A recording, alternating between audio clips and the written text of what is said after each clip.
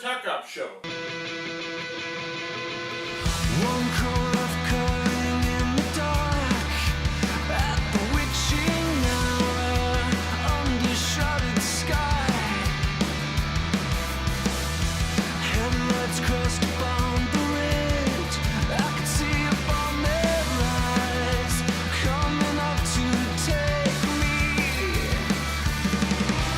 Hope this time I'll make it through. All my demons right and true. Wild night at the rendezvous. Hope this time I make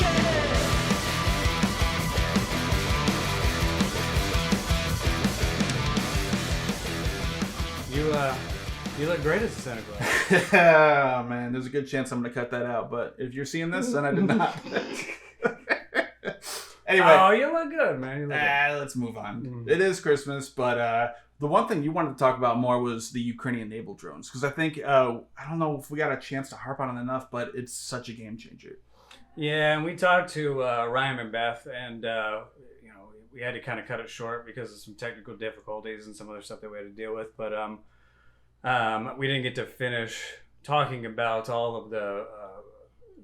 I kind of like to talk about like a deep dive, Yeah, where we can definitely. really talk about the engine, the camera system, the navigation, The range. how that works. Like, we bought some satellite pictures we're going to show you guys, too, of Sebastopol. Or Yeah. Sebastopol? How do you say that? Do you know how to say it? Yeah, I don't know. That's the problem. I read all these stuff, especially Russian names, but, I know the name, I recognize the name, but I have no clue how to pronounce it. Then I have to do it in my videos, and, it's all fun. It's like soccer or football, you Yeah. pick one, you Yeah. gotta do it. But I'm sure there's I was stationed in Norfolk. It's not Norfolk Norfolk. or not Portsmouth. Portsmouth. It's Portsmouth or Norfolk, right? Okay. So, I don't know. It is what it is. But anyways,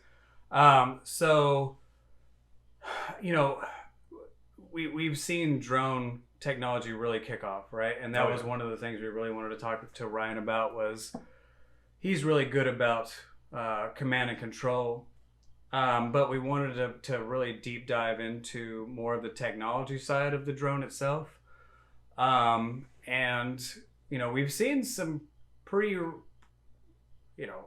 drone war stuff recently, right? So there was a video that I'll show you guys of what looks like a Russian Mavic drone. It's a small, just a DJI drone that you can buy, going against another drone. I don't know what the top drone is, but you could see them collide. Yeah. And the small Mavic drone just fails and kind of falls off. But you could see the only thing from what I remember is two drones fighting each other literally at the same time. This is the first time we've ever seen it. So there's literally been drone wars happening lately. But to just kind of roll back to what we were talking about with the USV, we talked about the camera system with Ryan. We talked about the command and control with Starlink. And I've heard news recently that they're actually going to ship another 1,000 setups for Starlink to Ukraine, and it's going to be the Gen 2 setup. Okay. So they're supposed to Have be. they been launched? I don't know. Huh. I'm not sure. I'm getting confused now with space. I don't know. I'm overthinking it. Go ahead. Yeah, I mean, I'm sure it's part of just the regular Starlink setup where they can unlock it for you. Yeah, because I know they had a version 2, maybe it was like a Mark 2 or something like that, that they said they're bigger than the normal Starlink satellites, and they weren't going to start launching those until they have Starship up and running. Oh, Because that's the only way to make it economical, I guess. But maybe the Gen 2 is something different. That's just more the software and the antenna and stuff like that. Right. But anyway, though, that brings up one of the biggest point about these drones here is the antenna, or how it's being controlled. Because, I mean, maybe you could have... So, again, in this attack in Crimea and Sebastopol that happened a few months back now, unless you had some sort of spy there operating it, like with remote control or being controlled by some aircraft, it's way outside of line of sight, obviously. That means it's most likely satellite guided. Right. And it does, and we can show a few pictures here we have pulled up. It looks exactly like a Starlink antenna. Yeah. So that's almost certainly how they're being controlled, right? Yeah, they have to be. And then, on the last episode we were talking to Ryan, we showed the video of the drone. Oh, you can tell it's totally lagging. Oh, I mean, it's really struggling to try to keep up, and it's probably dealing with some kind of data not lost, but it's slowed. Right. Trying to go over satellites and whatever they're trying to send the stuff to. So. But the craziest thing about this, I think, is the range too. Like, what do we have here? Pull up 800 kilometers, and then operational radius, which I guess maybe that would be at a higher speed, or which one would that be? Either higher speed, so it's shorter, it's 400 kilometers, or round trip there and back. Right. I'm not sure which one that would be. But either way, 400 kilometers, that's still a long distance for a drone. I mean, as you know, you got a drone. So, from what I understand, it's really just about the gas tank, right? True. From what I understand, and I haven't gone and talked to the actual Ski-Doo company, but from what I have seen, I believe it's to be a jet ski engine. There are a few different types of jet ski engines. I believe it's probably one of the lower horsepower drones, because if you look at the horsepower ratio, what you need for an engine, right? Especially because we think it's a jet ski engine. For the jet ski engine, you need about 30 pounds per horsepower, right? And so what Ukraine has put out is that it weighs about 2,500 pounds. So that puts the engine at about 85 horsepower that you need, which isn't very powerful for a jet ski. I mean, you can buy a jet ski in the hundreds of horsepower. Oh, but for what speed is that? Because that's the other thing too. On the United 24's website, they're talking about up to 80 kilometers per hour. What would that be in knots? Around 50? If it actually goes that speed. The other thing is if you want range, it needs to be fuel efficient. So you don't want to have just the most powerful jet ski engine you can buy, because for one, it's going to be really expensive. Two, it's not going to be fuel efficient. And you want it to be kind of fuel efficient. You don't want to base the entire thing on a giant gas tank, right? Which you could if you wanted to, but I believe from the size of it that the gas tank isn't that big. And so I believe that this jet ski is probably using one of the lower horsepower engines that are a little bit more fuel efficient. H.I. Sutton and a few other people think it's the Rotax 3. It could be any of the lower horsepower engines. You could tell just from if you look at the back of the engine, it's just like this black exhaust manifold that comes out of the back, and it's really relative to the lower horsepower jet ski engines. And I mean, that's kind of the point though too, right? You want it to be as cheap as possible, something off the shelf. You're not going to custom make your whole own engine. We think the hull is probably custom made though, right? It's not just like a jet ski hull. No, I think what they did is they took the powertrain out of the jet ski and mounted it into a custom built aluminum hull that's got an explosive setup and a navigation setup built into it, because a jet ski doesn't have a camera system set up into it, right? It doesn't have, it's built for somebody to do this, so now you need some kind of AI system, the satellite transfer system, all, the everything that you need to make it AI and make it work by itself. Yeah. The other thing that really stuck out to me was the design of it. So if you look at the front part of the hull, it's got these ridges that almost look like they're ridges built to like bolt or some kind of weld the hull together in a modular sense. Yeah, like almost have separate compartments for the inside, but they're on the outside though. Yeah, but they're on the outside, which is really odd. For one, it doesn't make it very hydrodynamic, because I'm sure that thing just like catches water, so you can tell it's not really designed to go or even being detected on radar or something too. Right. Yeah, it's going to definitely mess up the cross section of it, right? So that I don't know why, honestly. It looks like that. I've never seen anything built like that. If you look at torpedoes, you look at missiles, all of the mounting hardware is basically kind of on the inside, or it's just welded, right? So you don't have any type of drag, right?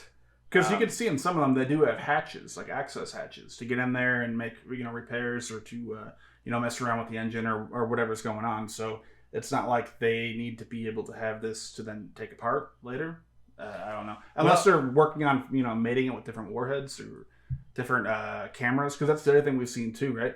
A bunch of different cameras on these. So they're going through different variants as they go along. Yeah, and remember, if it doesn't blow up, you can bring it back and reuse it. And, you can refill it. So if you have a gas cap, pull the gas cap off, almost like you see on the side of it, right? Yeah. Pull the gas cap off, refill it, send it back out, and you just keep doing that. It doesn't necessarily have to be a warhead up front. It could be a giant gas tank. Yeah, right? And just be a reconnaissance platform. Yeah, and it just goes out and comes back, and if you shoot it down, you lost some gas. If you have to ram into something, it's like the Tomahawk, it's like the Mark 48. The fuel becomes part of the explosive, right? Sure. So you just go all out, run into the side, blow up. I mean, you could. I don't know. It's gas. So I think the craziest one, I know you have a story about when you were in the Navy on a submarine. You were on shore duty, I think, on guard duty one time.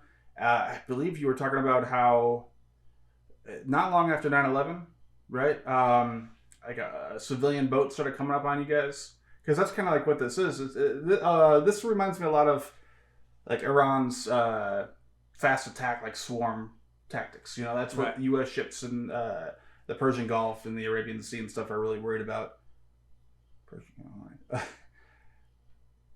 It's a whole bunch of these things just overwhelming their defenses. And this is very similar. The only difference is there's nobody on board. Yeah, so what actually happened was when we got done with the 2004 ISEX, we were pulling into Plymouth in the UK as our kind of like reward for going on the ISEX. And as we were pulling in, anybody who knows anything about the UK, there's boats all over the place. I mean, everybody boats. That, like, being a boat person in the UK is like a very prestigious and honorable, and everybody fucking loves that shit. So there's boats everywhere. But there was one that was coming directly towards us, and it was coming at us real fast. And we had the UK security force, which are like small rib boats, like you see, like the Navy SEALs using all that stuff with the big inflatable sides and stuff. They go super fast. They have a machine gun up front, and we saw it coming right at us. So whenever the rules of the road is, if you're a vessel and you can't get out of the way, you honk your horn 5 times, and that means everybody needs to stop coming at you and get out of the way.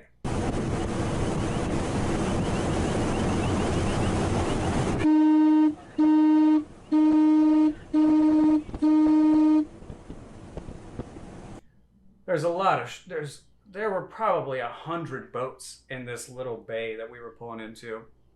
This guy's coming at us, and he's coming quick. And so we started to pull the horns again, because we pulled it 5 times. Once they did that, that's when I knew something was wrong. So I went up, and the U.S. Navy ships have TVs inside, so you can see what the periscope sees in the mess decks, or in other areas where there's TVs.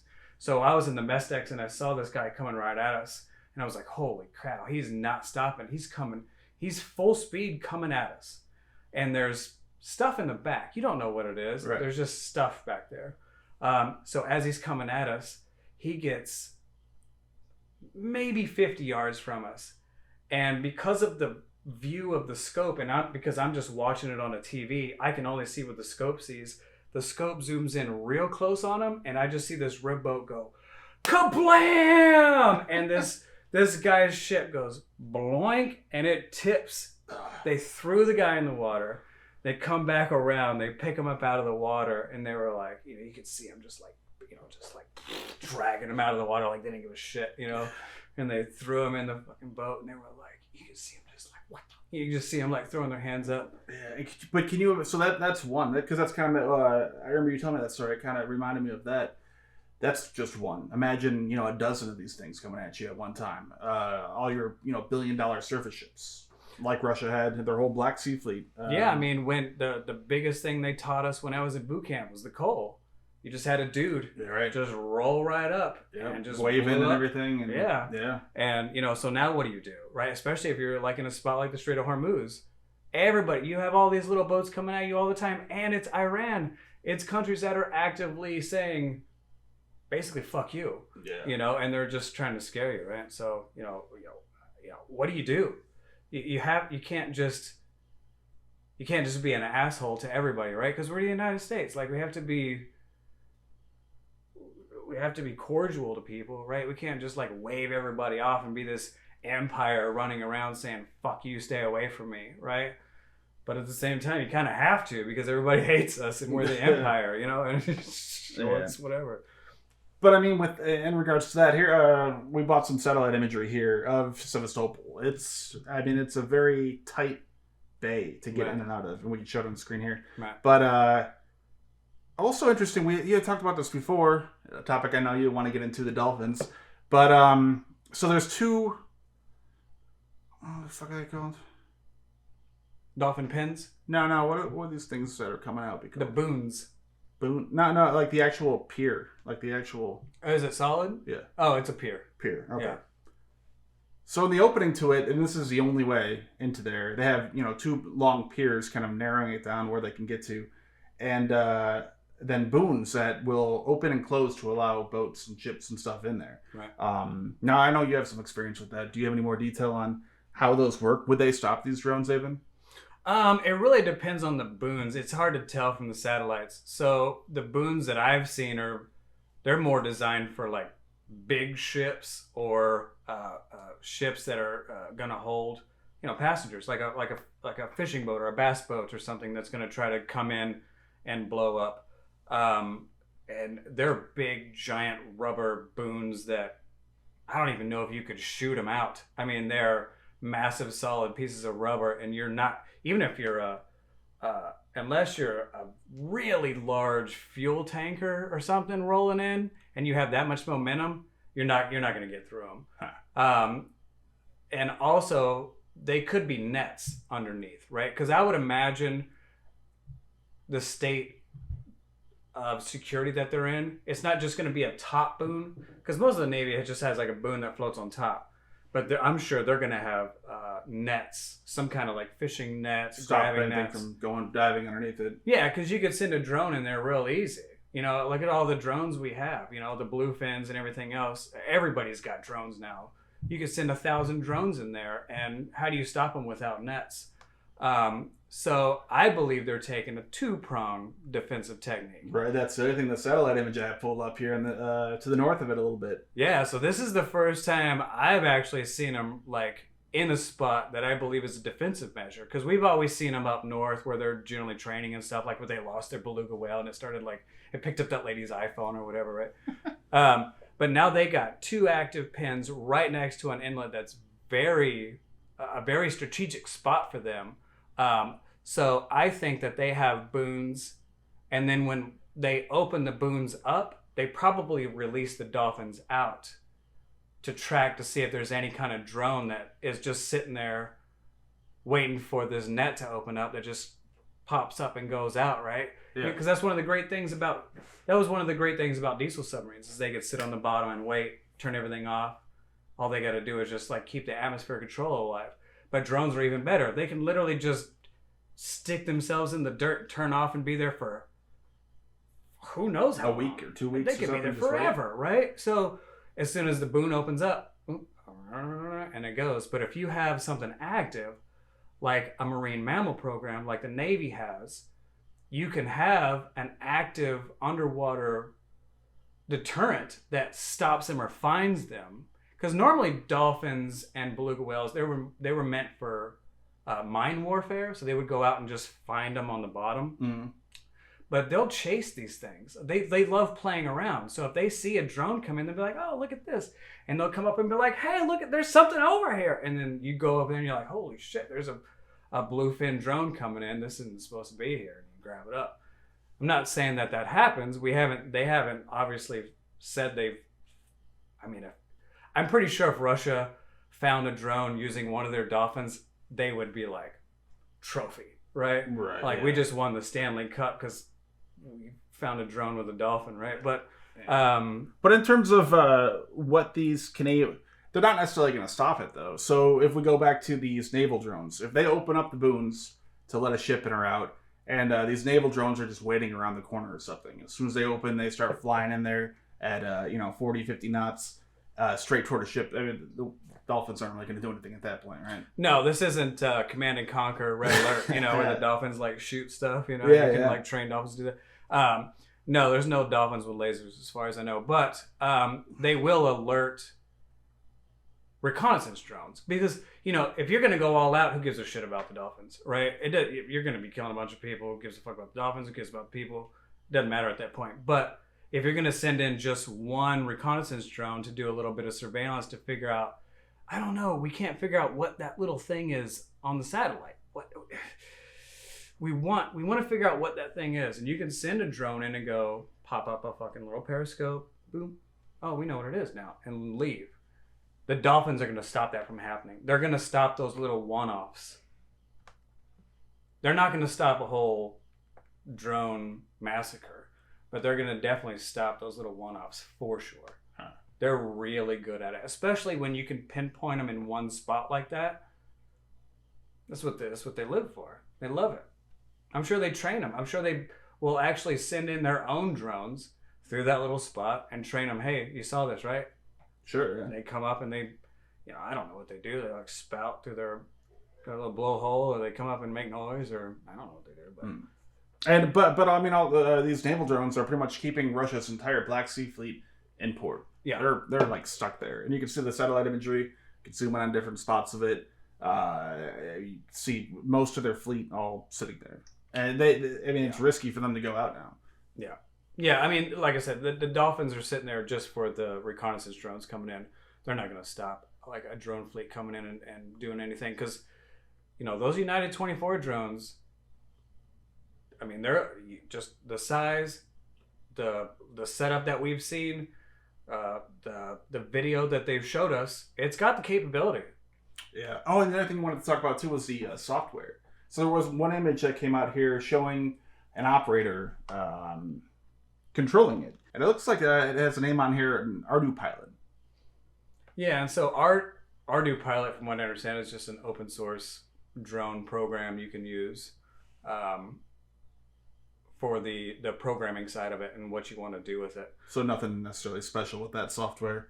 No, but if you go to the website, a lot of the pictures they scroll through they look like drones that are going through some kind of testing program for DARPA or something, right? You know how DARPA does those they do those competitions, right? Like they do the underwater not the underwater terrain.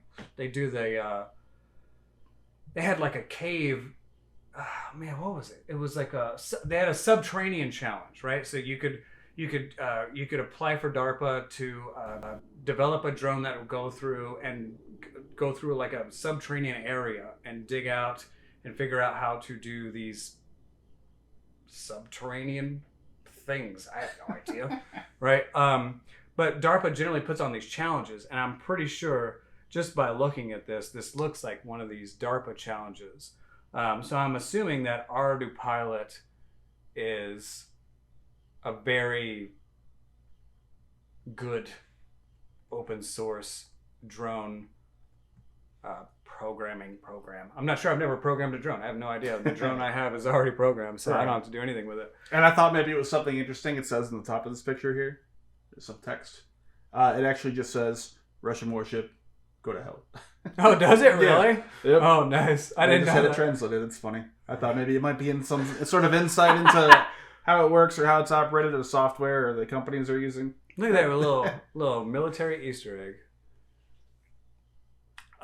The most. Oh yeah. Let me try. We're gonna talk about like production and all that. Yeah. Go ahead. Yeah.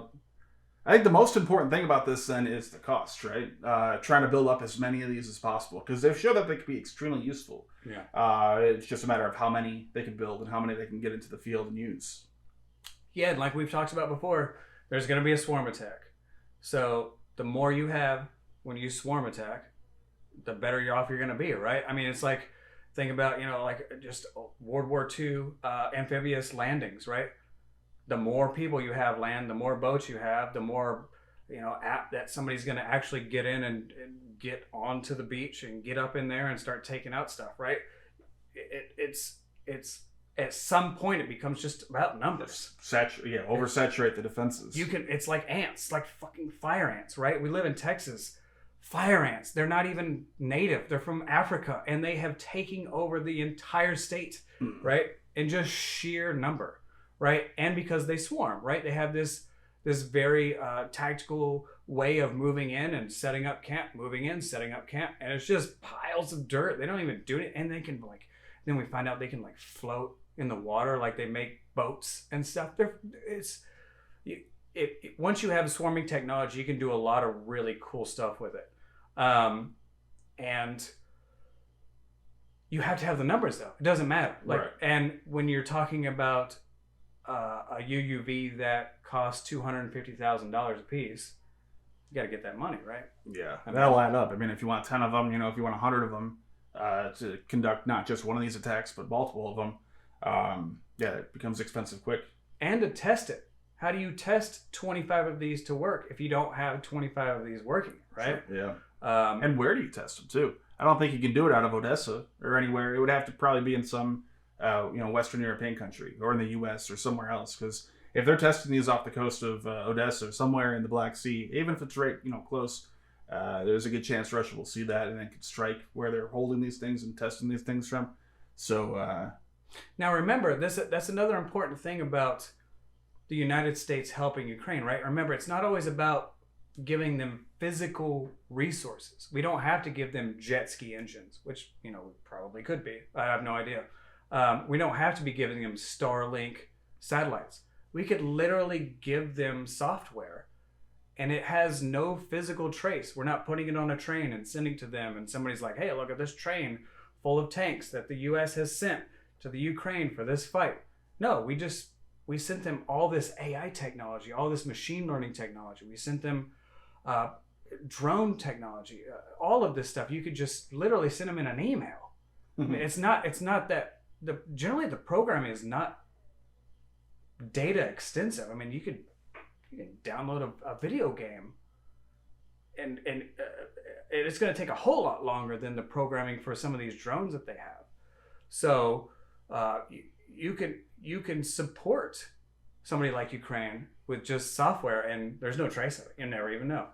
Nobody's ever going to find that happened, right? Unless Russia has this special tapping system that they've, whatever. It's just never going to happen. So that's another way that the U.S. and NATO forces, however you want to call it, can help them without it being a bunch of physical money or our physical whatever tanks, HIMARS, you name it, the things that we don't want to send them, right? Like the alternative warfare, alternative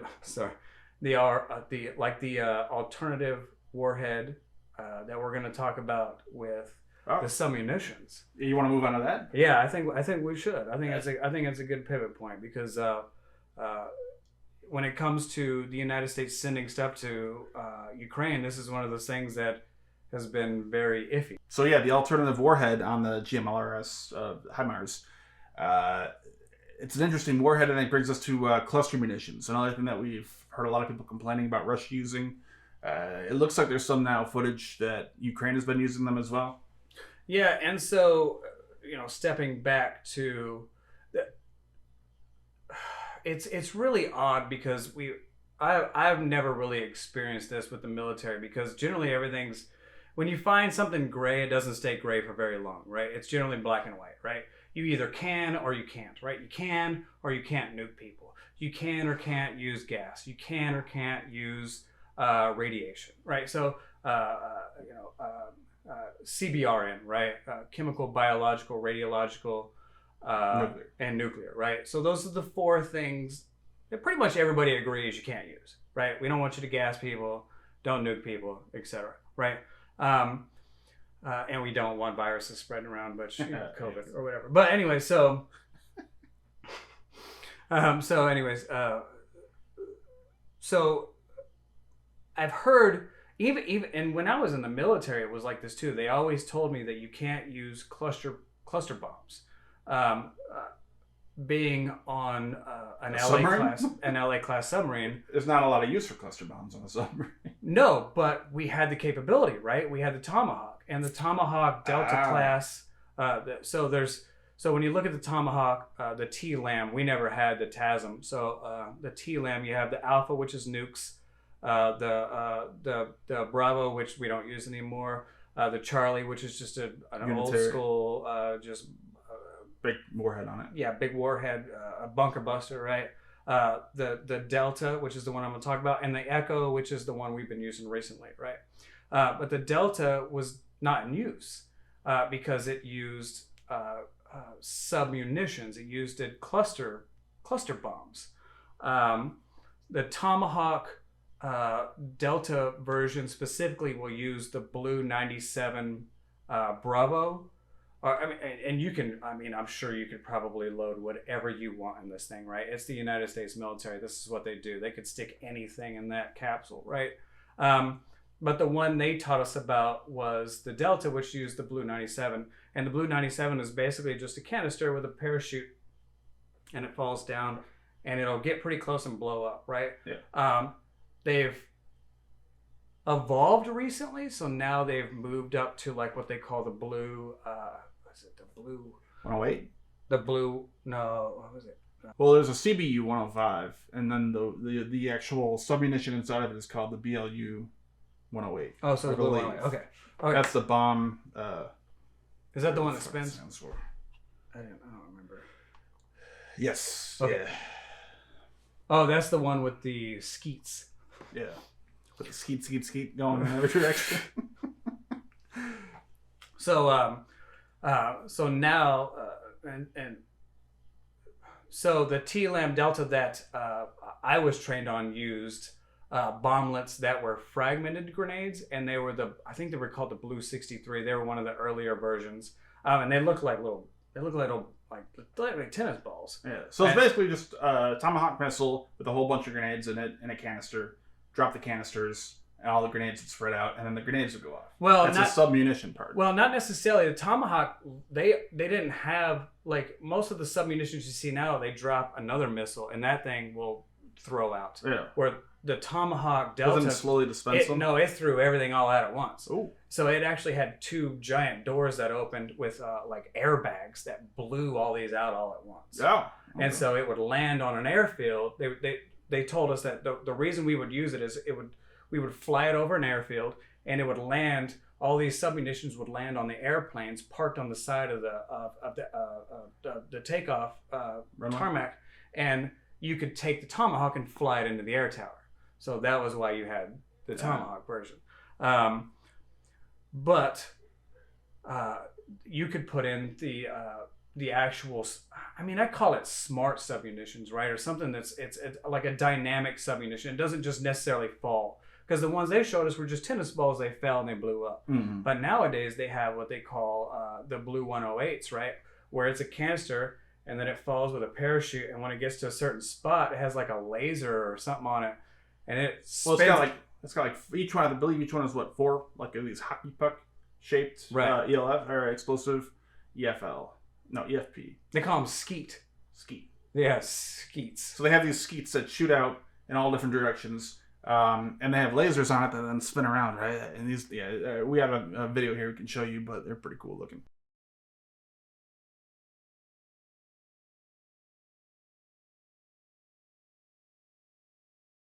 Yeah, they're super dynamic. I'd never imagined that submunitions got that dynamic, but that's what the military industrial complex does, right? They just make things they're all more effective. They make them just as effective as possible, right? And those things they work really well. I'm sure they're just crazy expensive though, right? They have to be. But the problem then with these is obviously you have a warhead coming over, dispensing a whole bunch of other warheads, submunitions of the part of it, and if those fail, which they do, then it could be a threat to civilians or anyone or kids walking by. There's stories I know about them painted, and they kind of look like toys, so kids might pick it up and then it'll go off all of a sudden. You want to talk about the convention a little bit? Yeah, so if you look at the fragmentation grenades, they look like tennis balls. And so if you were a kid and you didn't know what this looked like and it didn't blow up and you picked it up, it could blow up in your hand, right? So it goes along the same thing as landmines, right? There's been a big call for the past 100 years or farther to ban landmines, right? Because kids walk out in these fields, or just random civilians walk out there, or somebody's driving a car over a new road, whatever, it blows up, right?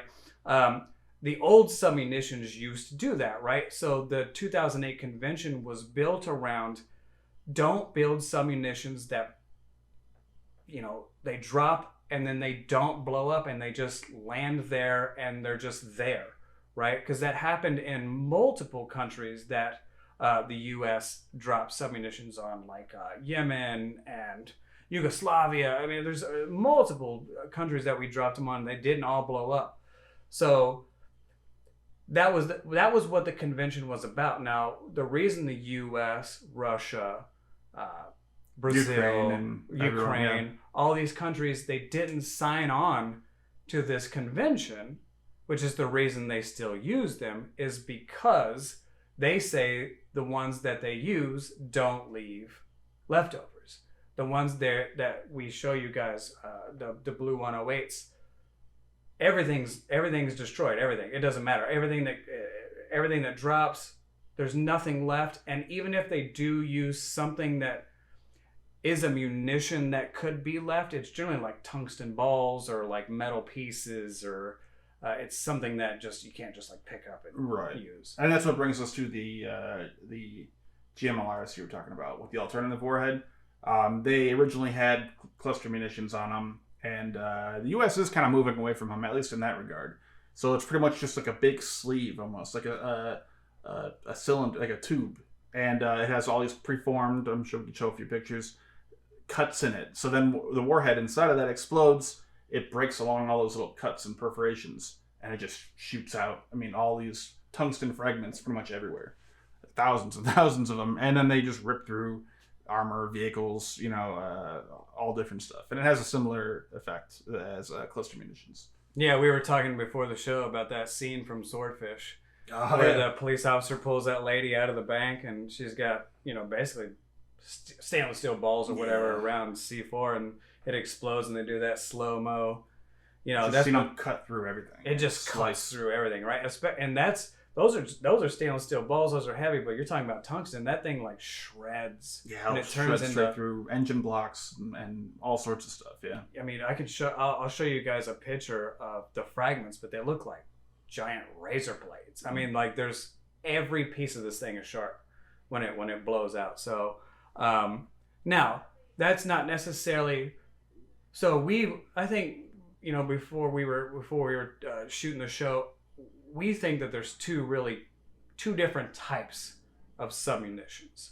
There are submunitions that have extra explosives built into them that blow up also, and then you have a submunition which is like something that's just falling, right? Like tungsten balls, or you can shoot out like I guess the most famous one would be the rods from gods, right? You're talking about from space, but just in general, like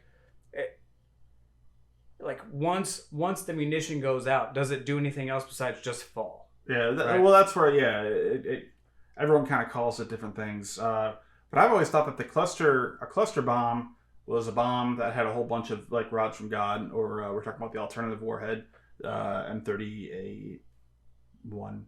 I'm gonna embarrass myself. Whichever one it is. Whereas a submunition will then explode, send all the stuff out that also explodes.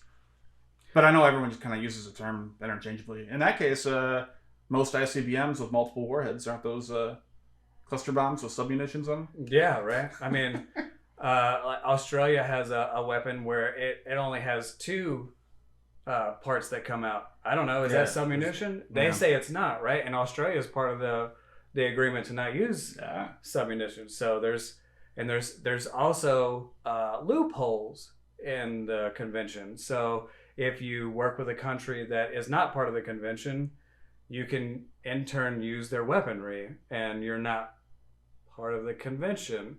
But at the same time, like, who's going to really hold you accountable? The UK? Right. I mean, they're really if you look at everybody who signed up, where you have like Japan, UK, France, nobody's going to really hold you accountable. You know, like, you can do whatever you want. And if war really breaks out in France, you think they're going to keep you not, you know, they're not going to use them? They're going to do whatever the hell they have to.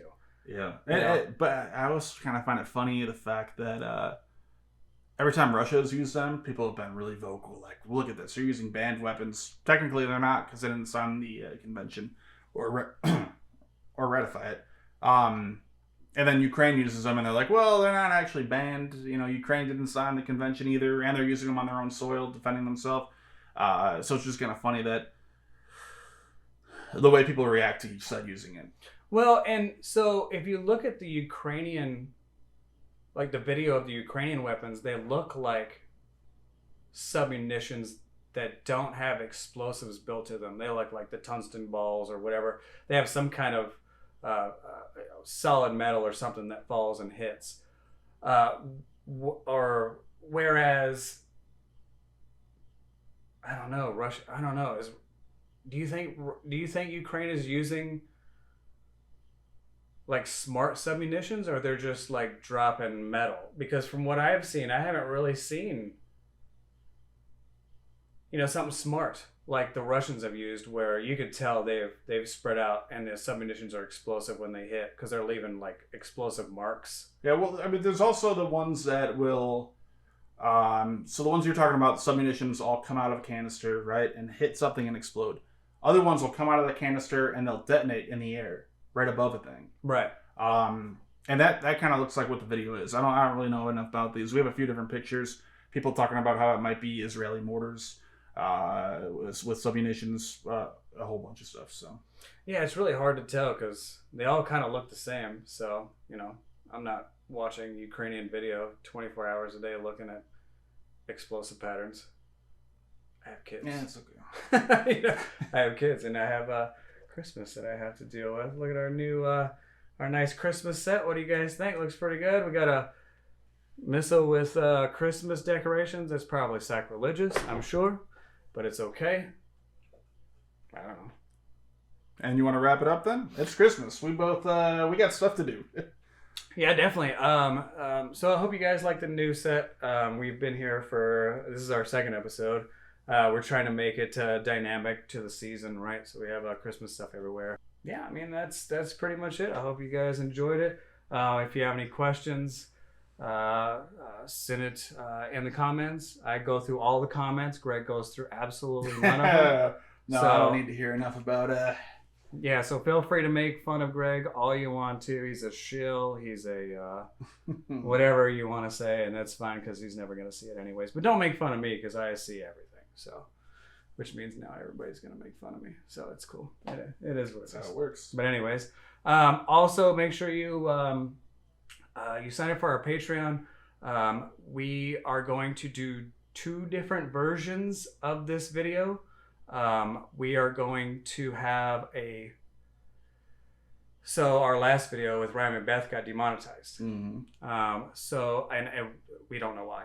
YouTube does not tell you why. For showing something violent, we didn't show anything violent, but they have kind of a gray area. Even if there's nothing graphic, they can still consider the context of it to be violent. And if that's the case, they can say everything I say on YouTube is almost violent. So it's kind of a gray area. It's weird. Right. So yeah, like our last show with Ryan Macbeth got demonetized. So and YouTube doesn't tell you what part of the video or what it was. It just says violence. I mean, that's what our entire show's about, right? I mean, the military is not pushing with Care Bears, right? So we have to be very, very particular, and even when we still have no idea why we got demonetized. So make sure that you guys shoot us some love on Patreon. Make sure you shoot us some love on the what do they call it? The YouTube, where you send money on YouTube. Oh, super chat. A super chat, Super right? chats. We did have a super chat the last time. That's right. Yeah, I'll put your name right here. Whoever you are, I love you. Thank you so much. And So please help us out with that. Anything we can do beyond YouTube monetizing us is going to help us out a lot, because I don't know how far we're going to go. So we're going to make, like I said, we're going to make 2 versions of this. The second version is going to be the uncensored version with video that YouTube would never show. I mean, I hate to say it, but war is fucking graphic, right? Watch every Ken Burns episode. Watch anything on PBS. Watch half the stuff on CNN on their own website. They're going to show dead bodies. You're going to, I mean, it's just That's part of nature the of it. deal, Yeah. right? And so we can't analyze things without having to maybe show you how somebody dies. And so I don't want to show you death, and I don't want to get demonetized. I mean, that's what it really comes down to. We're here to make money and have fun and try to teach you guys stuff. So Yeah, it's not going to be anything too graphic. It's kind of like we're towing a line, but I guess YouTube says it's a little bit too far. It's not going to be people, blown apart. Nothing horribly graphic. Obviously. No. We're not gonna make snuff films or anything like that. But if there is something that, because it comes down to if it's something we need to show you. I'm not gonna show you just needless death. Like this isn't gonna be a channel of like, hey, upload people dying and getting beheaded. That's not what this is. This is gonna be about technology and teaching you guys about how this stuff works and what's actually going on. And so it's going to be a really cool second setup. We're going to do it at covertcabal.com for now. Yep. We may kind of remarket it and do something else, but for right now, we're going to upload it there. So if you want to basically see this video again, upgraded with viewer discretion is advised stuff, that we're not going to get demonetized for, make sure you go over to the website and check it out. We're going to have that uploaded. And yeah, I guess that's it. Yep. Merry Christmas. And thanks for watching. Thanks for watching.